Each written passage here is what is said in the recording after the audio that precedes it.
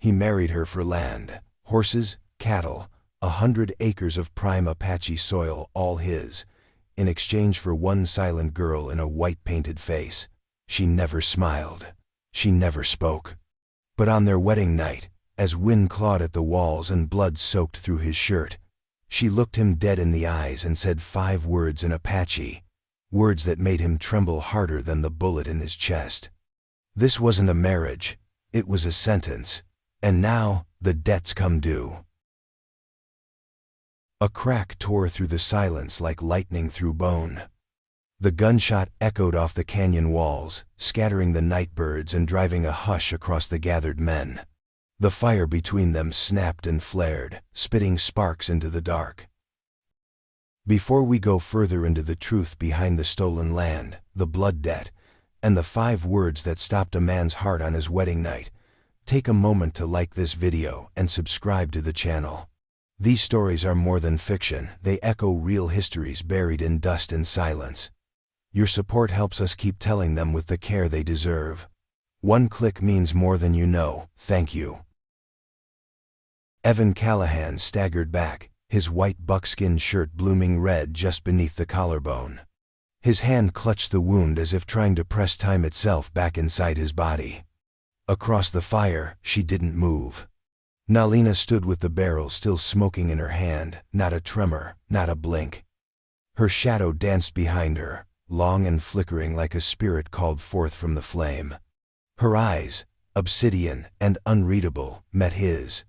Not with hatred, not even with anger, but with something colder, older, as if the ground itself had risen to collect its due. The other men didn't dare speak. The wind moved through the lodge poles outside, dragging loose hide like a drum skin. Somewhere in the distance, a horse shrieked. He fell to his knees, his breath ragged. The pain hadn't fully hit yet. Shock was still a veil over his mind, but her words broke through. 5 of them. Spoken low, in Apache. Gojoho niha anili diji. He didn't need a translator. He'd learned enough from her father, from long nights trading silence for survival, to grasp their weight. Peace was not your gift. His mouth opened, but no sound came. Nalina stepped forward, the revolver still loose in her grip, as if she didn't plan to fire again. She wasn't here to kill him. Not yet.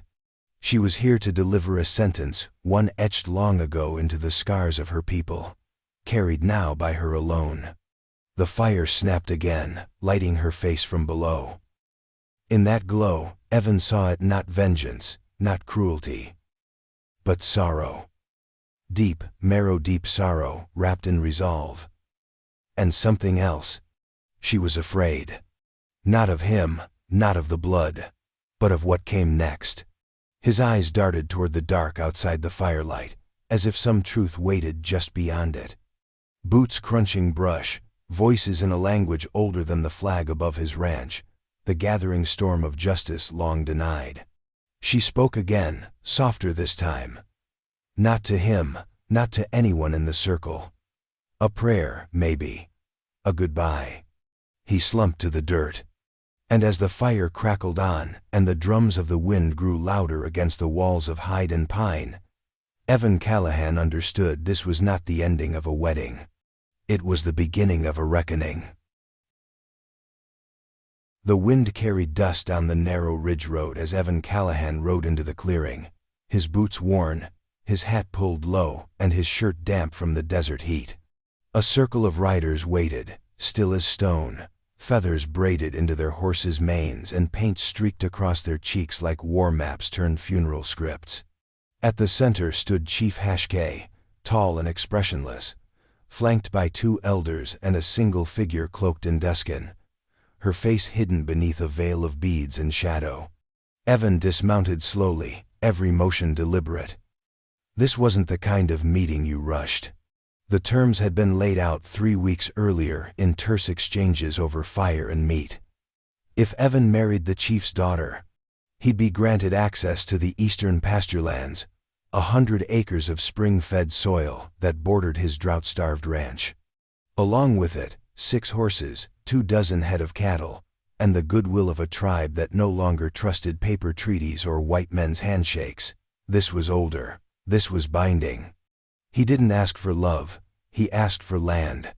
As the circle parted, Nalina stepped forward. Her veil lifted in the breeze, just enough for him to see the curve of her cheek, the line of her mouth closed and resolute. Her eyes never met his. She stood like someone carved from river rock, elegant and impenetrable.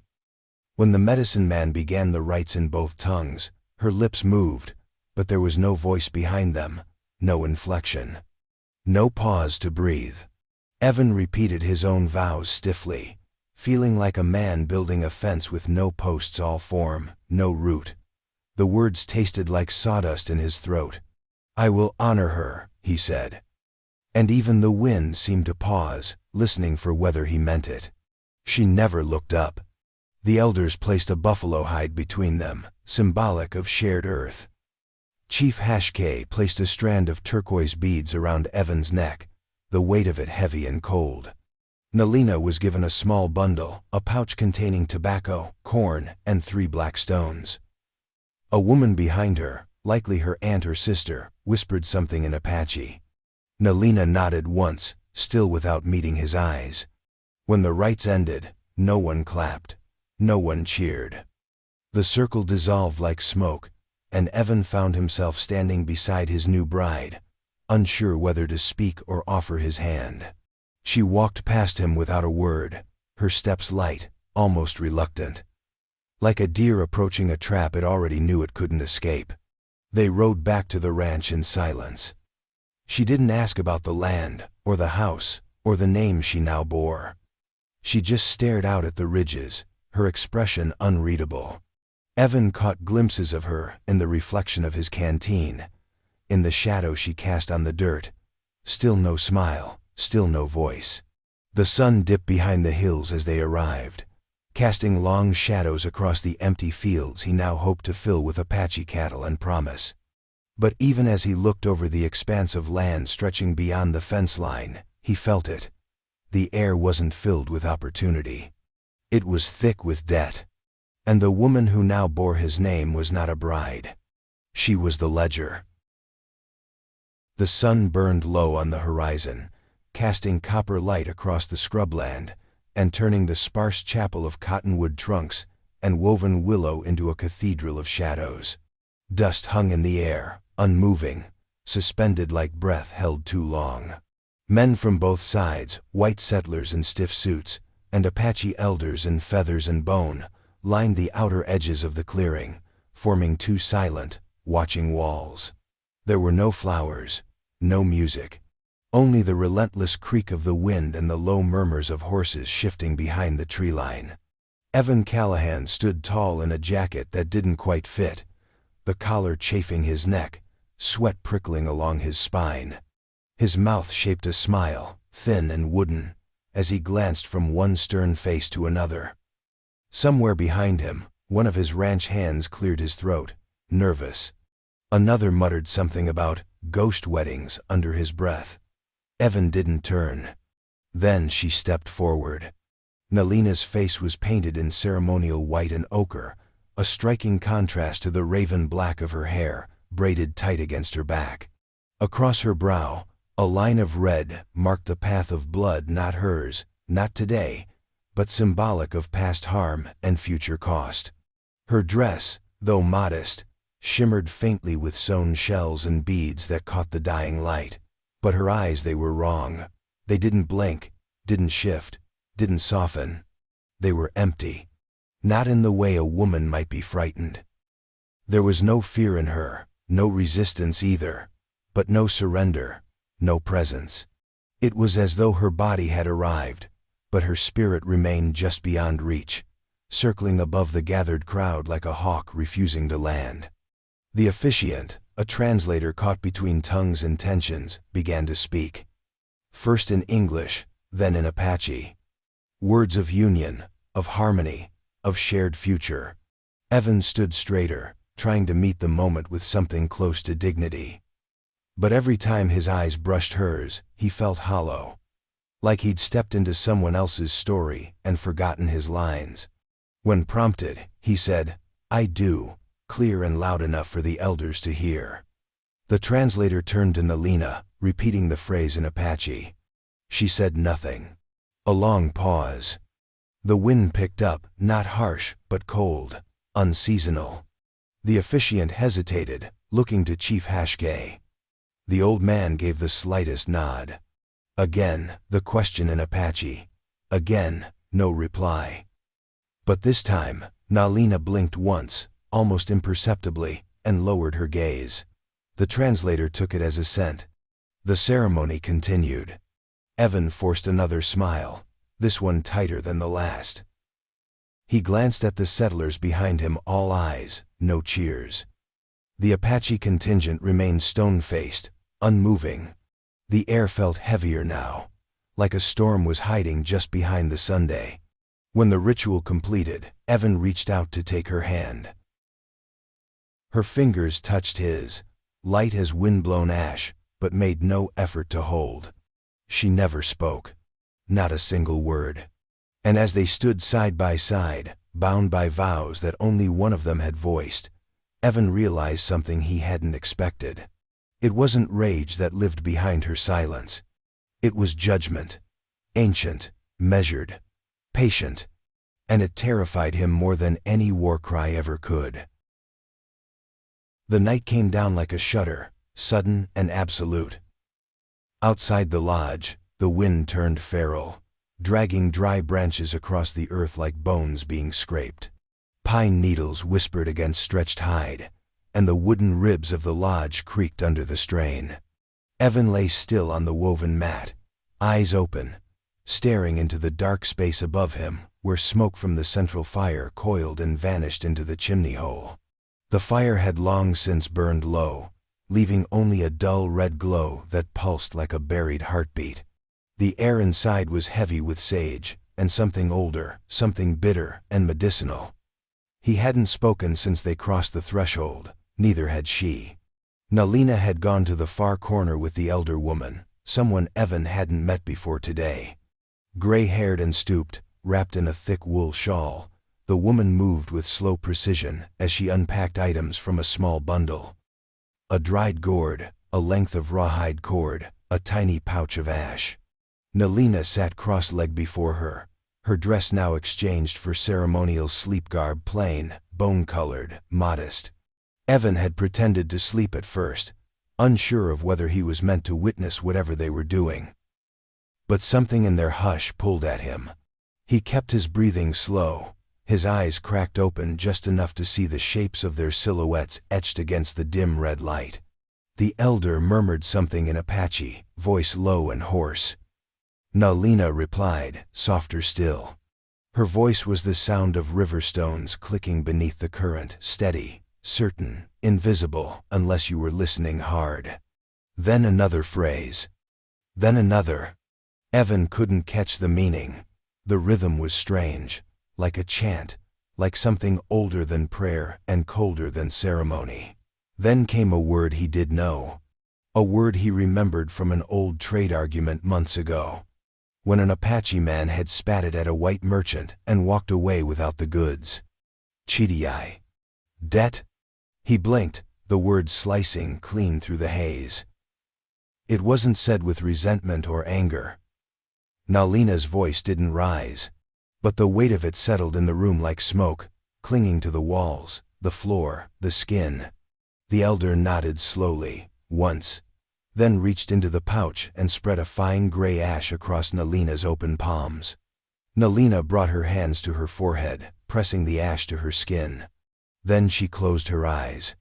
Evan felt a chill move across him, not from the cold, but from the certainty that he was intruding on something sacred, something meant only for those who had earned grief through blood or silence.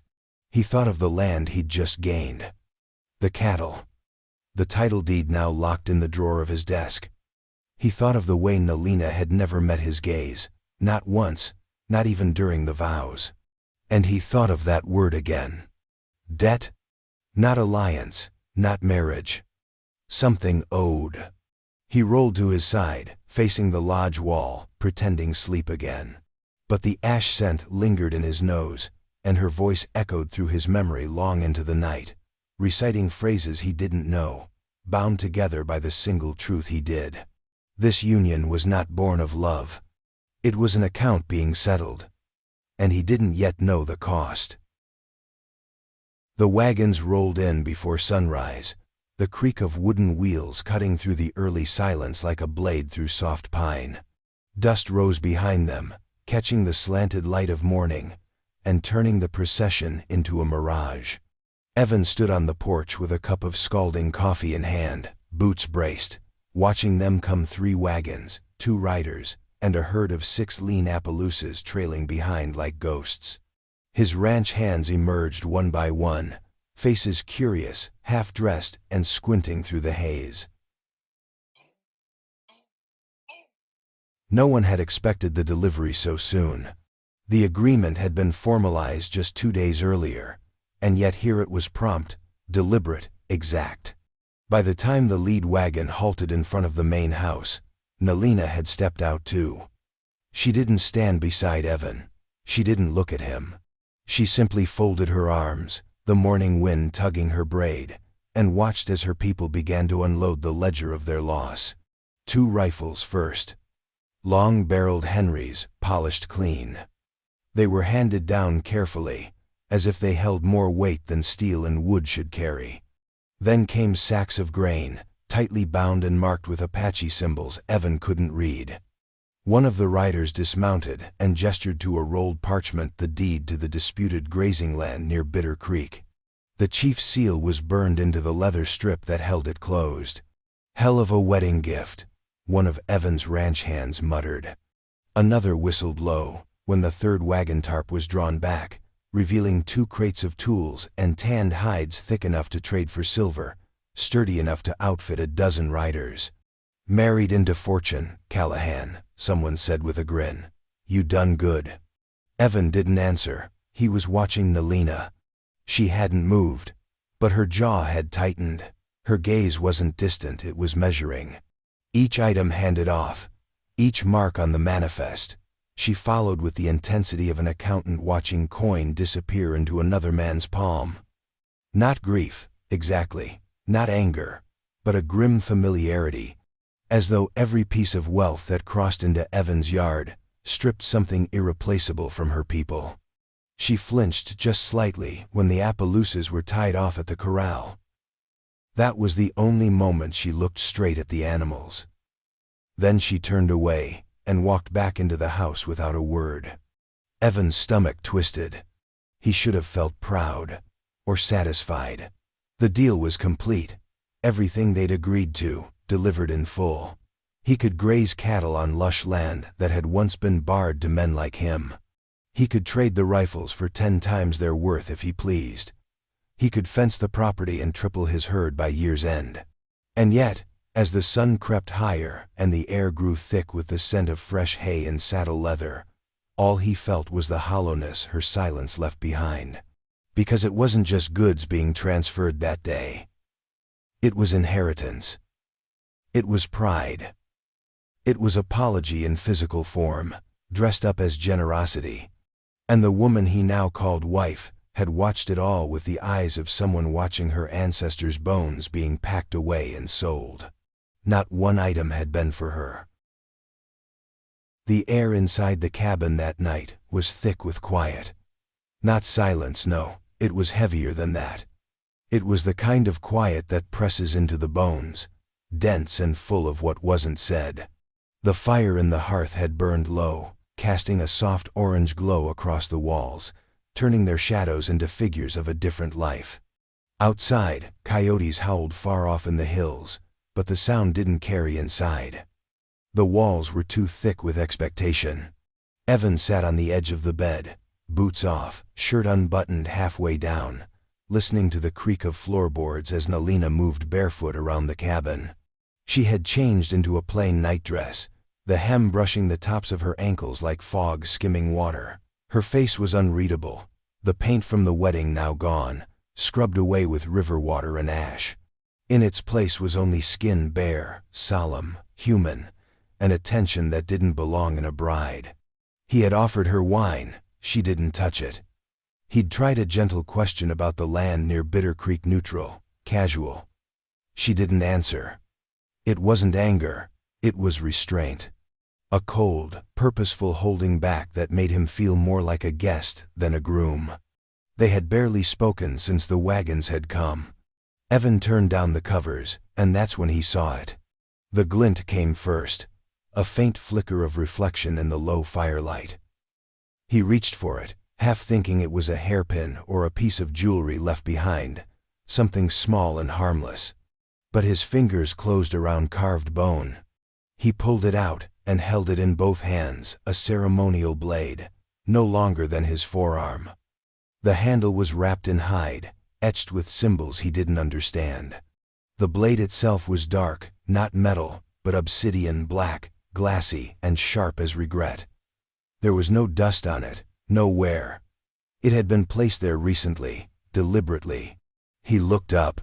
Nalina was standing at the foot of the bed, still as a tree in the moments before a storm. Her eyes, at last, met his. No veil, no blinking. Just two fixed points of gravity pulling his breath from his lungs. "You'll need it by dawn," she said. The words were simple, calm, but they landed like a death knell. Evan's throat went dry. "What does that mean?" he asked, voice lower than he intended. She didn't answer. Instead, she walked to the far side of the bed, pulled the blanket over her legs, and lay back, facing away from him. Her braids spilled over the pillow like dark rope, and her breathing evened out within minutes. Not sleep, not really, just stillness practiced enough to look like peace. Evan sat frozen for a while longer, the blade still in his hands, heavier than iron, though it couldn't have weighed more than a pound. The symbols on the hilt seemed to flicker as the fire danced. He set the knife gently on the table beside him, but he didn't lie down. He didn't close his eyes. He couldn't.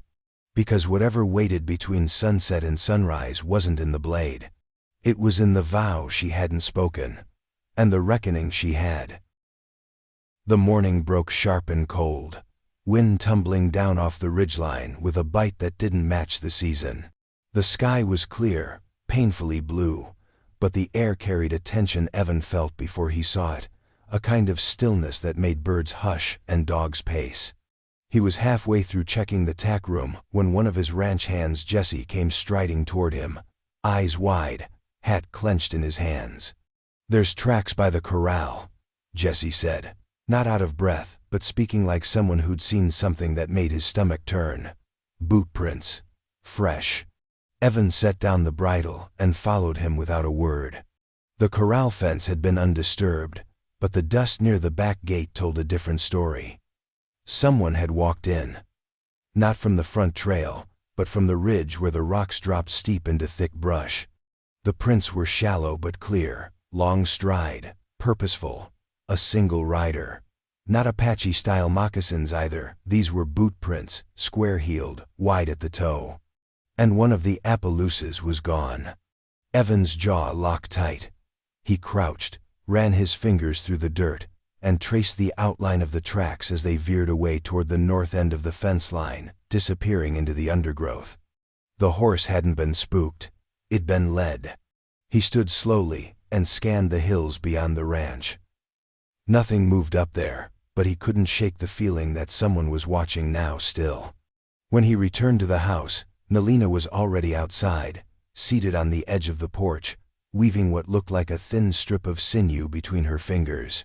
Her face was turned toward the horizon, not the direction of the missing horse, but east toward the mountains where her people had once moved freely, before borders were drawn and treaties broken. "You see anything last night?" Evan asked, not harshly, not yet. She didn't turn. "I hear many things," she said. Someone was near the corral. A pause. The wind picked up, lifting strands of her braid. "One horse is gone," he added. She finished the knot and tied it tight. "Then someone rides now," she said softly. "That's it?" he asked. "You're not going to tell me who, why?"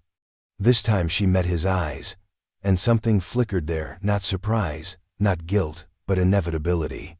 "They came to see what you are," she said. Evan took a step forward. "You knew they'd come." Nalina didn't answer. She stood and walked back into the house, leaving the finished knot resting on the porch railing like a marker. By midday, the men had already started talking. Jesse claimed he'd heard stories about vengeance marriages, about how tribes, when dishonored, would give a daughter to their enemy not as an olive branch, but as bait. A way to buy time while the real price circled closer. Another hand muttered about blood debts, about how Apache law didn't forget, only waited. "They're watching him," one said. "No," another whispered, "they're watching her, waiting to see if she does it herself." Evan tried to brush it off, but the weight of the blade she'd left on the nightstand still lingered in his mind, and the way she had said it, "You'll need it," by dawn wasn't a warning. It had been a certainty. That night, when the fire was lit and the animals secured, Evan double-checked the windows and bolted the doors. But the wind still came howling down from the ridge, and with it, a feeling he couldn't shake, that the horse wasn't stolen. It had been sent.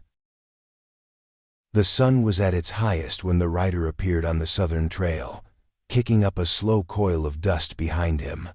He rode alone, upright in the saddle, no visible weapons but wrapped in authority that made the ranch hands pause in their work and watch in silence.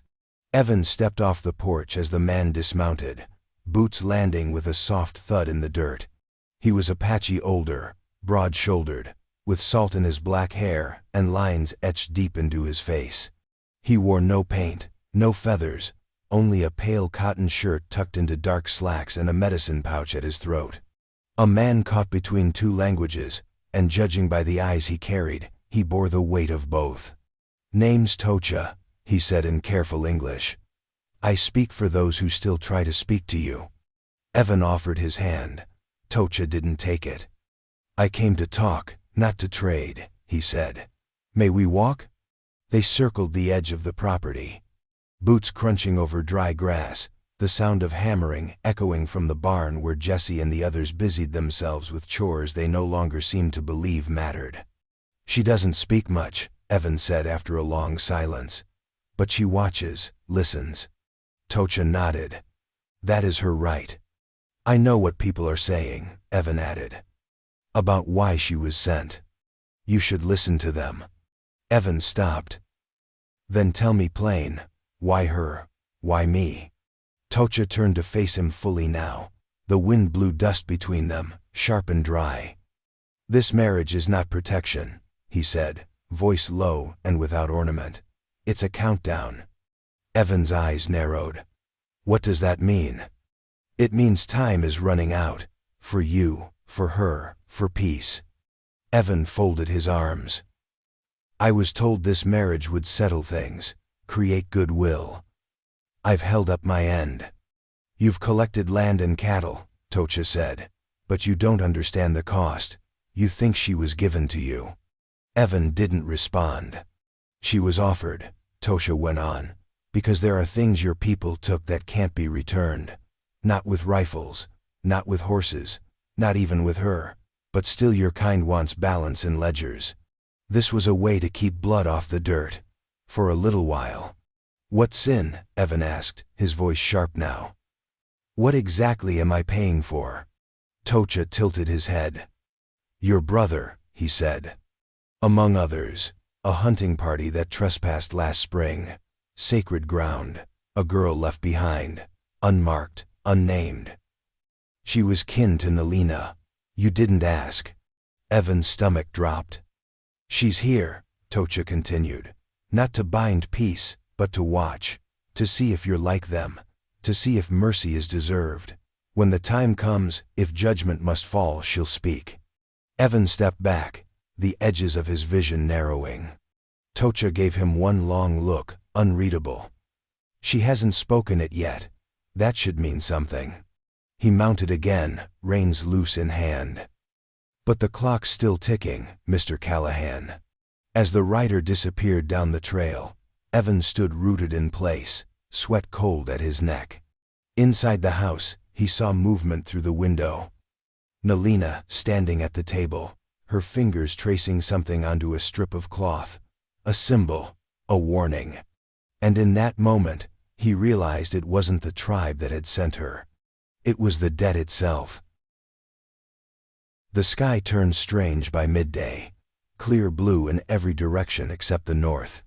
There, across the far hills beyond the grazing line, a thin column of black smoke curled upward, slow and deliberate, like ink spilled into water.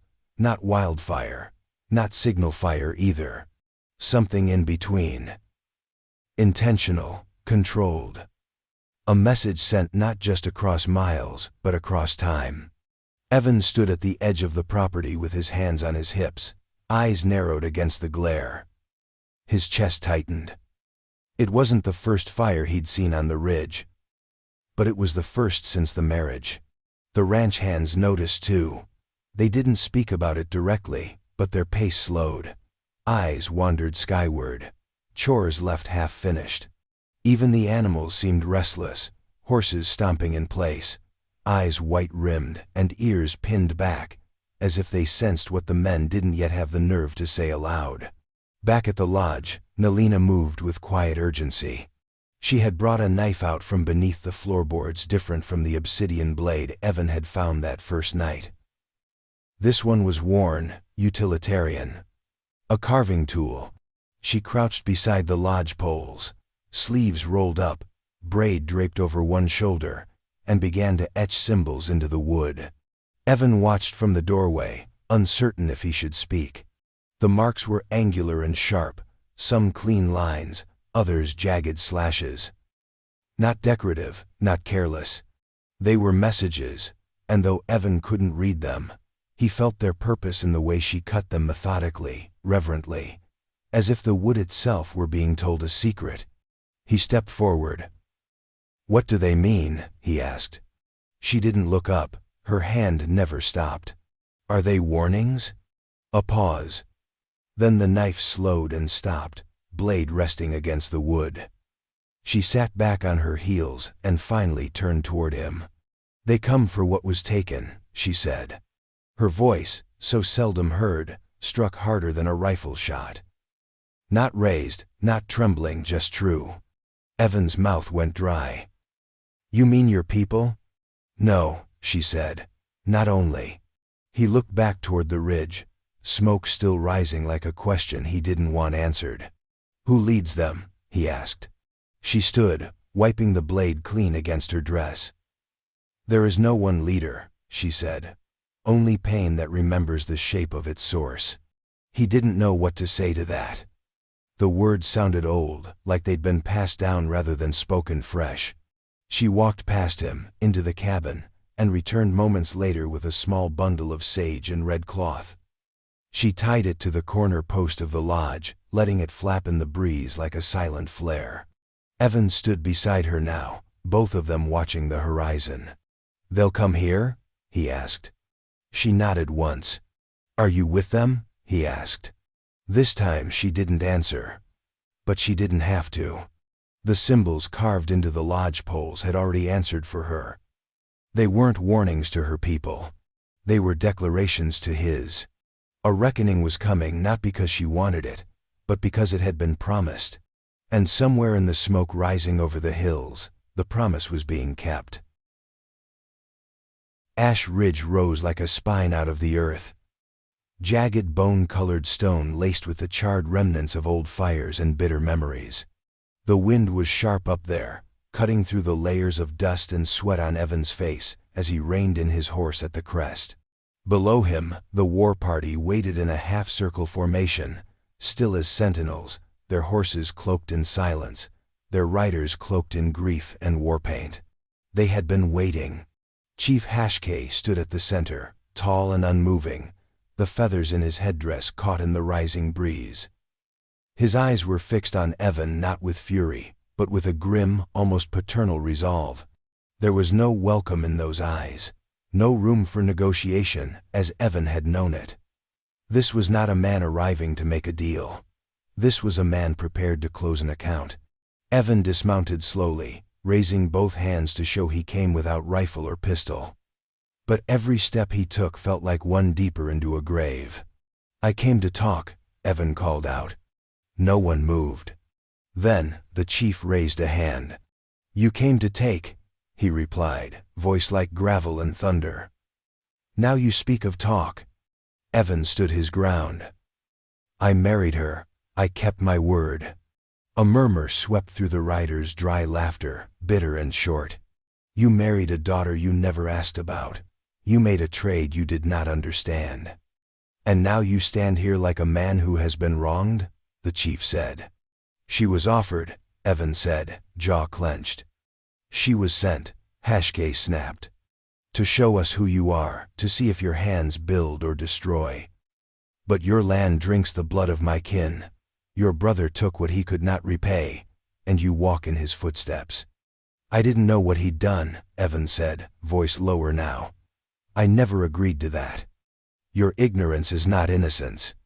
Another rider stepped forward, a younger man with a scar down the side of his face. He held up a small pouch, dangling from a thong of leather. "Do you recognize this?" he asked, voice hot. Evan squinted. The pouch looked familiar until he remembered. It had once hung from his brother's saddle horn. It had been missing since spring. "Found it buried near the old spring," the man said. "Near her bones." Evan's stomach dropped. "You offer marriage," Hashke said, stepping closer. "But the ground cries out. The girl who was lost, her spirit walks. You build fences across our dead, and you ask us to forgive?" "I didn't ask for this," Evan whispered. "No," the chief said, "but you inherited it." He gestured behind him, to a rider who stepped forward with a bundle wrapped in deerskin. Unrolled slowly, it revealed an Apache sash, torn and stained too small for a woman. "She was only 15, the chief said. Evan's eyes burned. "This is your choice," Hashke continued, voice like flint scraping steel. "Die tonight, or return what was never yours. The land, the cattle, the bride. Every piece of it paid in blood you did not spill, but now carry." The wind howled across the ridge, lifting ash and dust in spirals around them. Evan looked down at his hands. Empty. Calloused. Trembling. "What would you do? What would you do? Would you defend what you never truly earned? Or return what you were never meant to hold?" The fire on the ridge crackled louder. Behind the chief, the war party waited not with rage, but with resolution. The ride back from Ash Ridge felt longer than it had ever been.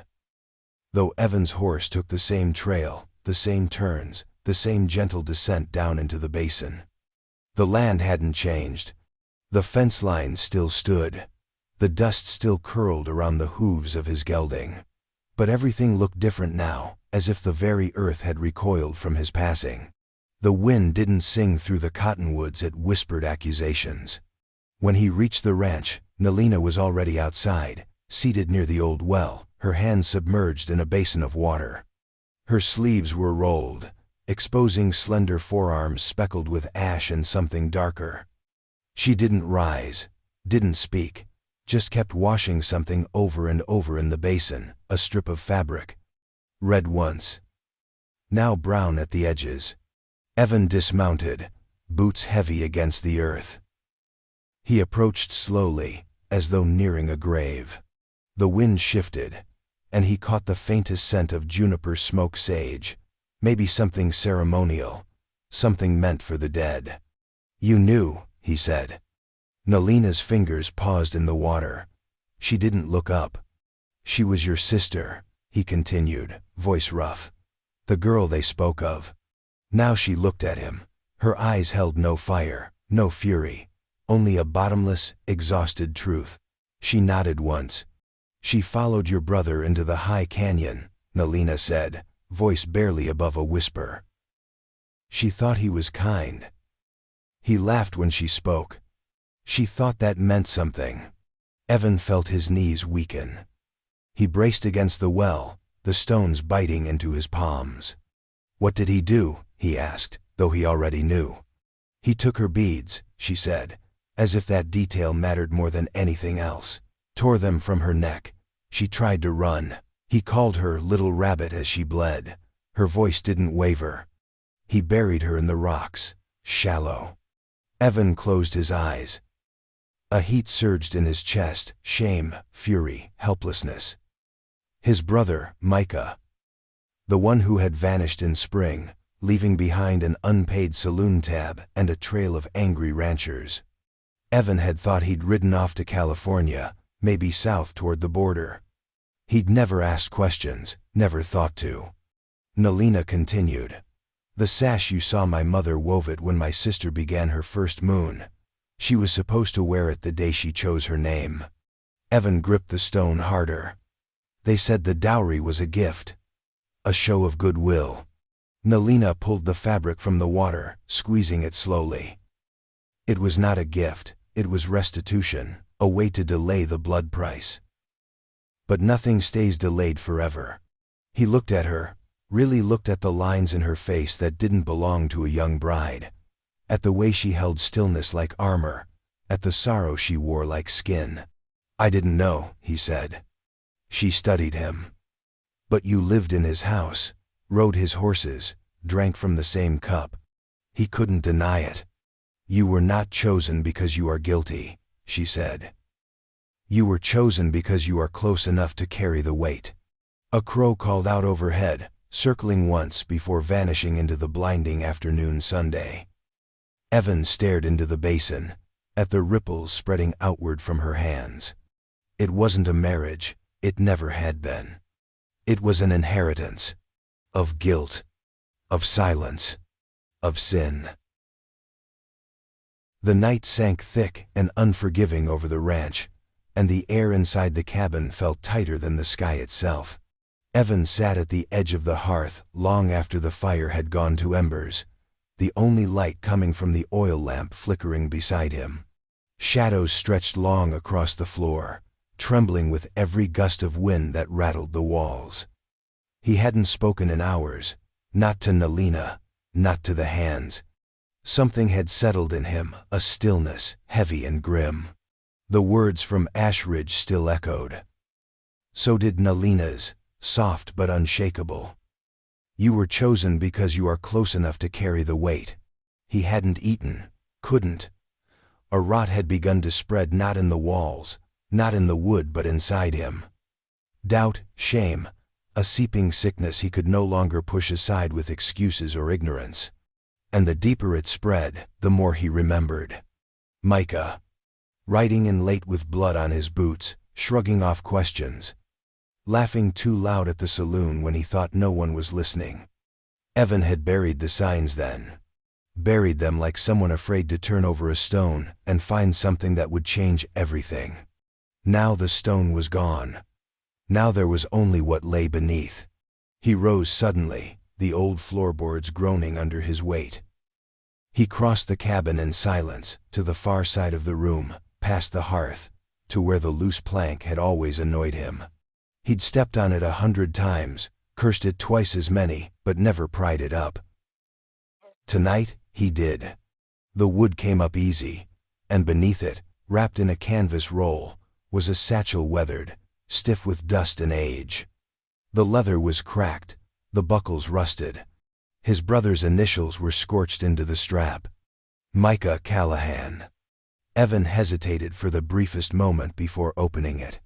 Inside were scraps of a life run wrong, a half-used tobacco pouch, a deck of cards worn soft at the edges, and at the bottom, wrapped in oilcloth, something heavier. He unfolded it with slow hands. A silver pendant slid out first, cold and gleaming even in the low lamplight. Apache etching curled around its edges, symbols Evan couldn't read but recognized now. It wasn't jewelry, it was ceremonial. Sacred. Meant to be worn during rites of passage. It didn't belong to his brother. Next came a strip of cloth. White originally, now stained a deep, dried brown. Blood. Not old blood from the field or a cattle wound. This had soaked through, blotted, not smeared. The pattern of it told its own story. like someone had held it to a wound that refused to close. Beneath that, a crumpled note, barely legible. "She saw me, said my name. I didn't mean to." The rest trailed off into a blur of ink and water damage. Evan stared at the bundle in his lap, the weight of it anchoring him in place. The pendant reflected the flicker of the oil lamp, casting small curved shadows that moved like spirits across the wall. His brother hadn't just fled. He had hidden this, buried it here, on Evan's land, under Evan's roof. And now, like a ghost, Micah had returned not in body, but in consequence. The blood had never really dried. And now it was seeping up through the floor. The journey to the tribal grounds began before first light. Evan rode alone, the satchel strapped across his chest like a mark of shame. Nalina trailed behind him on foot, silent, wrapped in a thick shawl the color of storm clouds. She hadn't said a word when he told her what he'd found beneath the floorboards. She had only looked at the cloth, at the pendant, and then at him. And that had been enough. The land grew quieter as they neared the circle, no birdsong, no wind through the branches, only the crunch of hooves and the distant crackle of fire. The council had gathered at the old cedar ring, a place older than treaties, older than fences. A dozen figures stood around the ceremonial fire, cloaks drawn close, faces painted with solemn lines. Chief Hashke stood among them, unmoving, his staff planted into the soil like a flag of mourning. No one acknowledged Evan as he dismounted. That was part of it. He was not a guest, not a participant. He was an accused man, a carrier of sin. He stepped forward alone, cradling the satchel in both hands like an offering at a grave. Nalina stepped beside him. She did not stand behind him, nor before. She stood as witness. Evan looked to the chief. "I come to confess a debt," he said, his voice louder than it felt in his chest. "And offer what's mine in return." The chief gave a slight nod to Nalina, who turned to the council and began translating in Apache, her voice clear and steady. She did not embellish, she did not falter. Evan opened the satchel. He withdrew the pendant first. The silver caught the morning light and seemed to hold it, refusing to give it back. He held it aloft, then placed it at the feet of the chief without a word. Then came the blood-stained cloth, still folded, still stiff. He laid it beside the pendant. Last, he removed the deed to his land. He had signed it that morning, trembling hands scrawling his name with ink that bled like guilt. He unfolded the parchment and placed it beside the others. "This is all I have," he said. "This ranch, this land. It was bought with things I never earned. My brother stole life from this tribe." He silenced a girl who should have spoken her name and grown old. He looked around the circle. No eyes blinked, no faces softened. "So I give it all back. I kneel now, not as payment, but as proof." And he did. He sank to both knees, the dust rising beneath him, settling into his clothes, into his skin. His voice lowered. "I offer mine in her place." A long silence followed. Then a drumbeat. One strike. Final. Echoing. An elder woman stepped forward. She reached down and lifted the pendant, holding it to the firelight. She murmured something in Apache, something that made the others stir. Nalina translated, barely above a whisper. "She says it belongs to the dead no longer. It has chosen a path." Evan bowed his head. The wind shifted, bringing the scent of smoke and pine. Chief Hashke stepped forward at last, towering over Evan. His eyes held the weight of years, of loss, of choices made in the wake of ashes. "Judgment is not mercy," he said. But today, they walked together. Evan looked up, eyes glistening. Not with relief, but with something closer to peace. Something earned the hard way. Something true. The wind that had hung dry and watchful all morning began to shift as the silence deepened. The air no longer carried heat, it cooled, faintly, like the exhale before rain. Smoke from the ceremonial fire curved differently now, lifting rather than settling, curling skyward in thin ribbons, as if the spirits themselves were leaning in to listen. Evan remained kneeling, his head bowed, the ground beneath him hard-packed and dry. Dust clung to his palms, to his knees, to the sweat trickling down the side of his face. He hadn't moved since placing the blood-stained cloth and pendant before the council. His words still hovered in the air, the echo of his surrender not yet faded. Then came the sound of movement, soft, deliberate. Footsteps in the dust, the whisper of fabric and leather. Nalina. She stepped forward into the center of the circle, the shawl falling from her shoulders, revealing the ceremonial dress she had worn on their wedding night undyed, unadorned now. In her hands, she held the obsidian blade, the one Evan had found beneath her side of the bed, its curved edge gleaming faintly like black water under moonlight. She paused before him. The firelight caught in her eyes, not softening them, but sharpening them, like they'd been forged in the same heat as the blade. She looked at the council first, then to her father, Chief Hashke, whose grip on his warstaff remained taut but unreadable. Then she spoke. Not in English. In Apache. He spoke truth. The words carried in the open air, carried through the circle like the tolling of a bell, simple and unyielding. She knelt not to Evan, but before the items he had laid down, she placed the knife gently at his feet, blade facing away, hilt toward him. Then she stood and stepped back. The circle stirred. Murmurs, breath drawn in, shoulders shifting. The war party tensed, but no one moved to take the blade. No one challenged her. Evan looked up just enough to see the knife there, resting in the dust, untouched. Not a weapon now, not a threat. A symbol. Behind Nalina, Chief Hashke stepped forward. His warstaff, long and carved with the stories of his people, struck the earth once, then slowly, deliberately, he lowered it. Not dropped. Lowered. The gesture was not one of surrender, it was recognition. Judgment, when witnessed with honesty, had spoken. And for the first time since Evan had knelt, the wind picked up again, this time warmer, carrying the scent of sage, of earth newly stirred.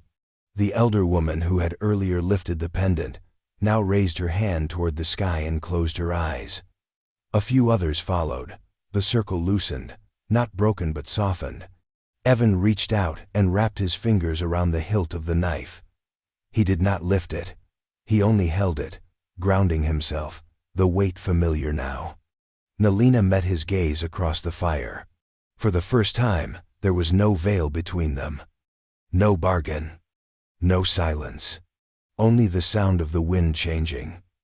And the quiet, unmistakable sense that the land, at last, had heard the truth. The fence broke sometime in the night. Not shattered, not torn down in fury, just opened. A single section cut clean. The wire loosened and coiled like a snake asleep in the dirt.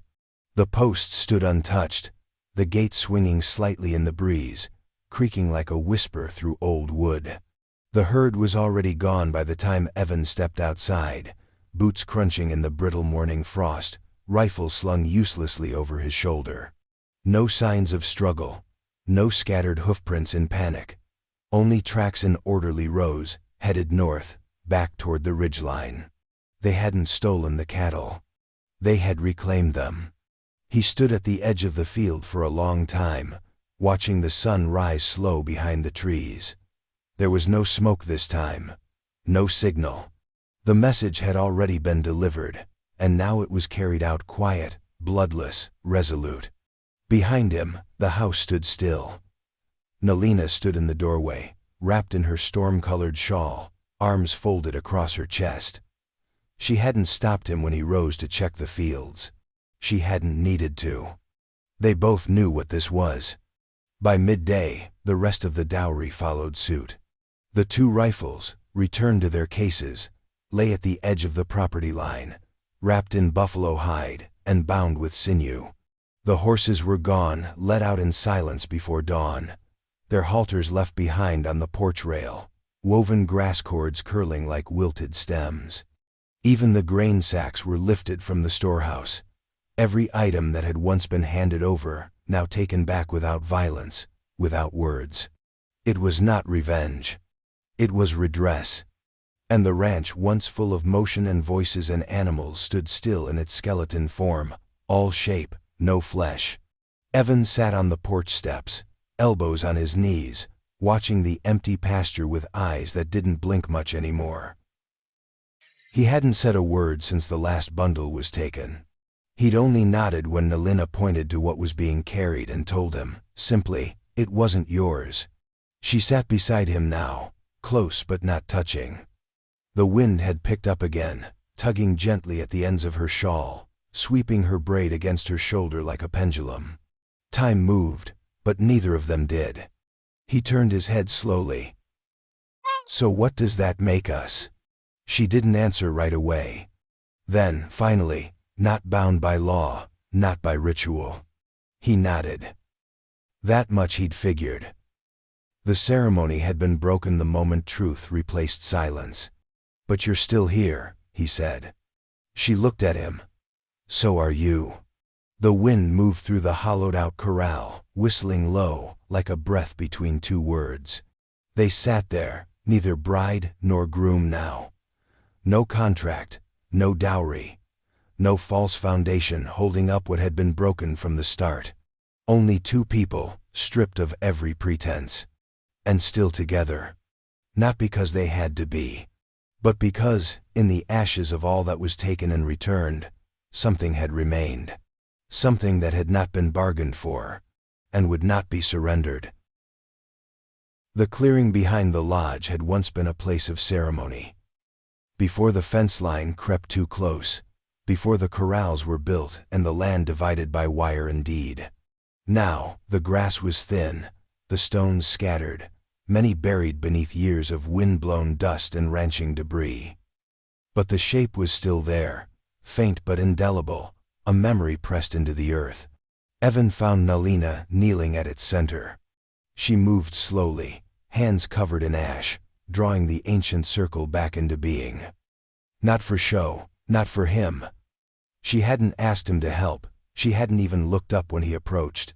But something in the way she worked, methodical, reverent, drew him forward, until he crouched beside her without a word.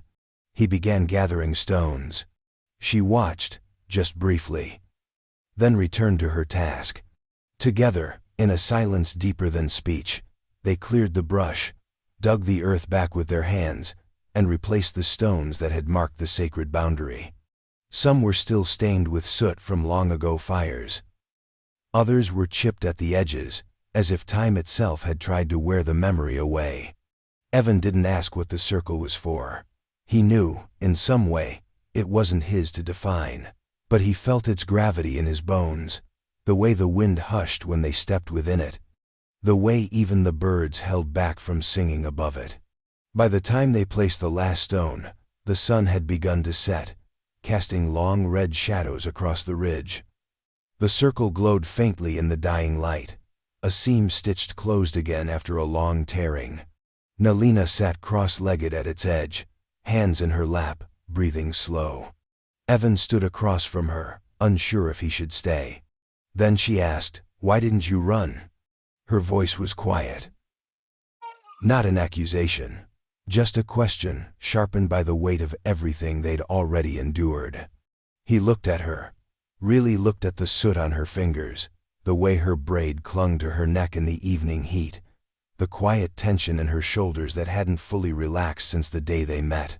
The knife had never been lifted. The council had let him live, but her question wasn't about that moment. It was about the one after. He knelt slowly at the other side of the circle. "I thought about it," he said. The truth sat heavy between them. "But you looked at me like I still could be forgiven," he added. And that was more than anyone else ever did. She didn't speak again for a long time.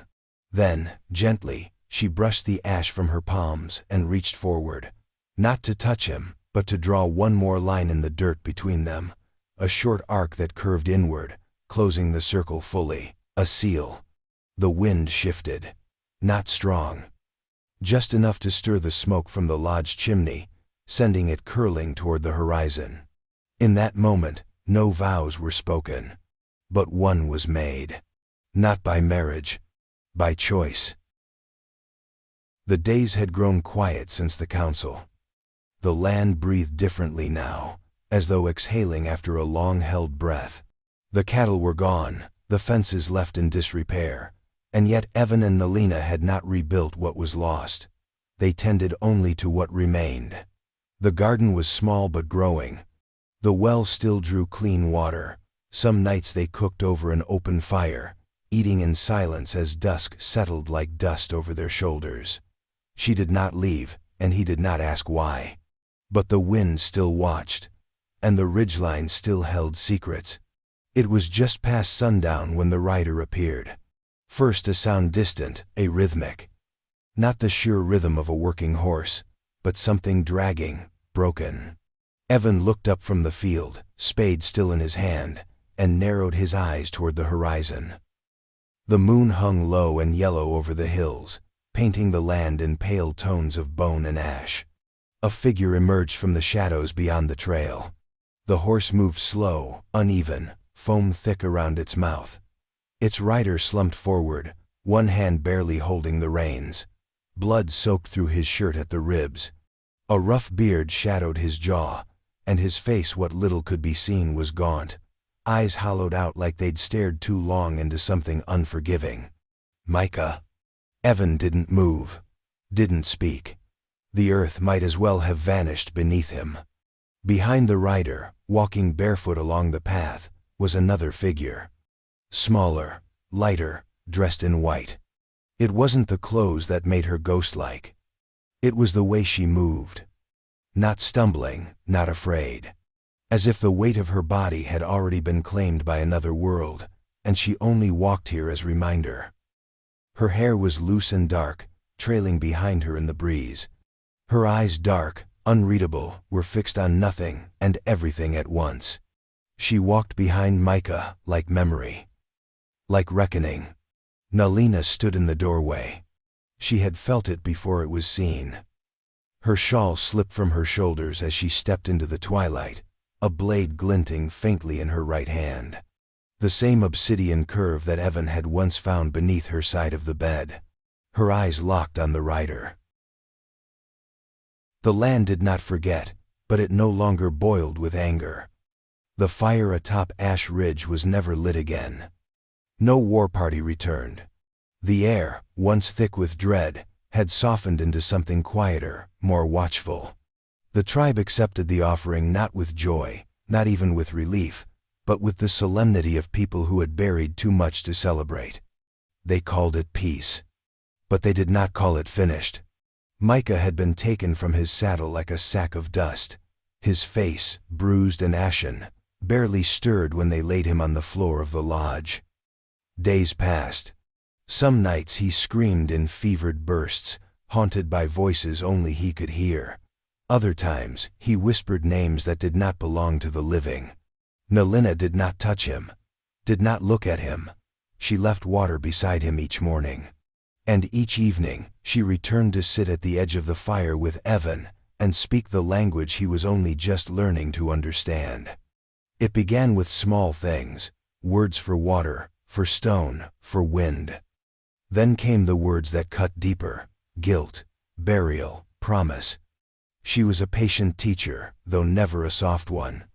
Her tongue did not bend for his comfort, and when he faltered, she would wait, eyes unblinking, until he tried again. There were no translations for some of what she gave him. Some words, she said, only lived in the mouth of those willing to earn them. The ranch had changed shape. It was smaller now, no cattle, no hired hands. But the soil remained, and the garden grew, and the stones Evan once tripped over now formed paths that led with purpose.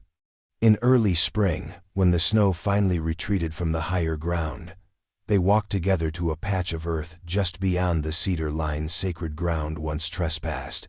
No one else came. No one needed to. Evan carried the silver pendant, wrapped in deerskin, the etchings worn now by time and handling. Nalina carried nothing, she wore white. They knelt side by side, as the wind lifted around them. Evan dug the hole with his bare hands. Not because he had to. Because it felt right to feel the weight of the earth one last time. When the hole was ready, he placed the pendant inside. Nalina covered it gently with earth, smoothing the mound with her palm. For a long time, they stayed kneeling. Then she spoke, her voice quiet but firm. "Forgiveness isn't forgetting," she said. "It's remembering with mercy." Evan bowed his head. Behind them, the land held its silence, not the heavy silence of grief, but the listening stillness of soil after planting. Something had been buried. Something else had taken root. Micah remained on the ranch, healing slowly, if healing at all. He did not ask for redemption, he barely spoke. Some days he watched the tree line like it would open and swallow him. Other days he tried to help, awkward and unsure, as if unsure whether his hands could build anything again. Whether he survives, that much remains uncertain. But if it were your sister, your blood, your family erased beneath someone else's silence, would you show mercy? Would you let him live? Would you forgive? Or would you demand the debt in kind? What would you demand for your sister's blood? And what story would you carve into the land to make it right?